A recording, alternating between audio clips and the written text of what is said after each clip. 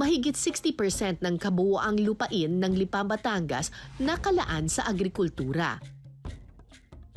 Isa sa mga madalas na inaaning pananim dito ang kamoting kahoy o kilala sa tawag na balinghoy.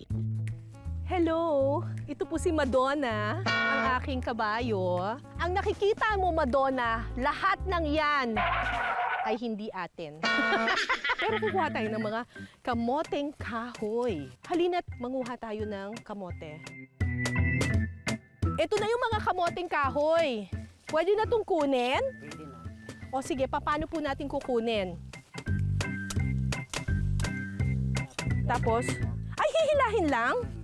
Teka, mapapalaban ako dito ah.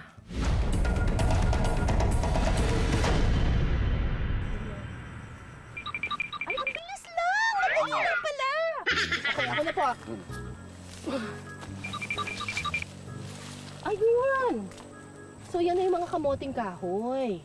Ang dali lang pala nito, mukhang hindi tayo mangangamote for today's video. Okay. O sige kuya, doon ka na sa kabila. Kaya ko na to. Ay, kaya ko po to. Wait lang po.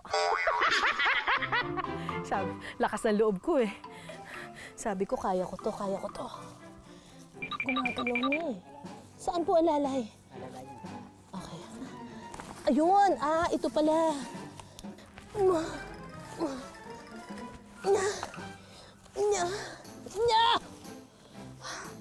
Ah, mapapaanak ako.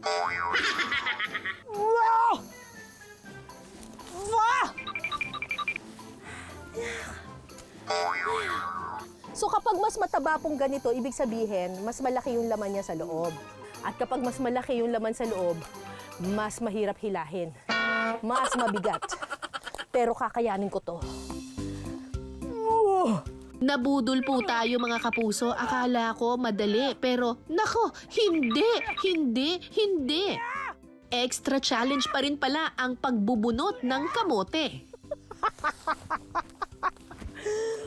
Ah, madali na yan. Lumabas na eh. Magkano bang benta dito, kuya? 40 ang kilo? Eh, ito, ilang kilo na to? Mga tatlo. Tatlo? Okay. 40, 30. Hindi na ako nakaisip. 120? Wala, 120 pa lang yun. Grabe na ang pawis ko, ay. Matapos ang ilang minutong bungkalan at pagbunot sa kamote, Hoy! Madonna, wag mo kainin yung kamuting kahoy! Ito si Madonna, kinain yung kamuting kahoy namin. aba Kuya Eddie, dali na't ilipat na natin itong mga kamote. Baka masolo na lahat ni Madonna. Okay, ilalagay na ngayon natin sa bangkil. Ganyan lang po. So ito na yung mga nakuha naming kamoting kahoy. At ang gagawin namin dito ay nilupak. So itong pawis ko na to sa pagkuha ng kamoting kahoy, may dagdag pa palang trabaho. Kalahati pa lang yun kasi magbabayo pa tayo mamaya. Halika na, Madonna. Tara na. Ang mga nakuhang kamote isinasakay sa kabayo.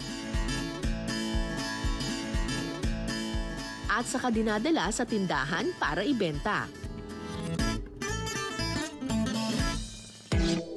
Ang kamote bidang sangkap sa mga kakanin tulad ng nilupak. At ito na po ang bunga ng aming pinaghirapan, nilagang balinghoy. Hindi yan kompleto. Meron din kami ditong margarine. Tapos meron kami ditong asukal. Sa totoo lang, ito lang. Tapos isawsaw mo sa margarine. Ganyan. Isawsaw mo sa asukal. Panalo na. Pero mas masarap ang gagawin namin ngayon. May margarine, may asukal. May gatas. Tapos meron kaming peanut butter dito. At saka, dinurog na mani.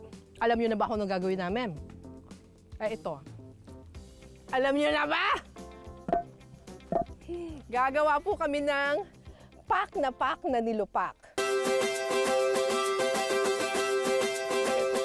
Ito po ay pre-cook na. Ang mga nilagang kamoteng kahoy dinudurog gamit ang pambayo na kung tawagin nila lusong.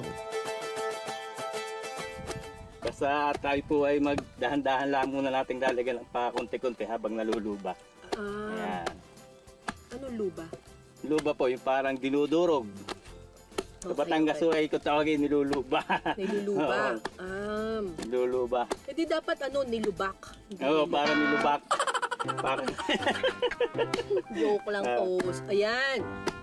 yeah, pagka gawin parang nalagitik na, pwede na tayo magdagdag. Okay, Kasi kapag pag- nalagitik na, ano naman yung lagitik? Kung nalagitik, parang napus nga. Parang lumagkit. Yeah, lumagkit. Ayun tingnan mo, di ba? Medyo may lagkit-lagkit na siya Opo. ng konti. So, alam mo na tama na yung pagkakabayo mo kapag medyo may lagkit-lagkit na siyang ganyan. Pak, okay. Ganyan lang. Opo. Mhm. Mhm.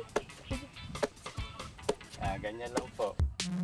Sunod na ilalagay ang asukal, margarine, gatas,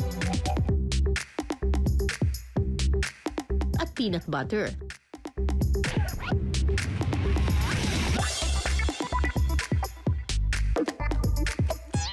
Makalipas ang 5 minutong pagbabayo, pwede na itong ilatag sa bilao at budburan ng durog na mani as toppings. Ayan. Okay na. Ito na. Luto na ang ating nilupak. Kain na.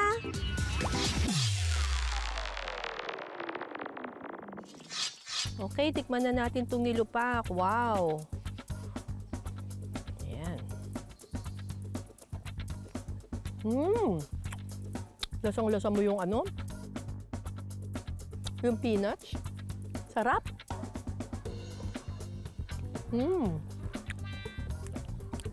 Mahirap gawin, pero masarap naman. Sulit ang mga pinaghirapan.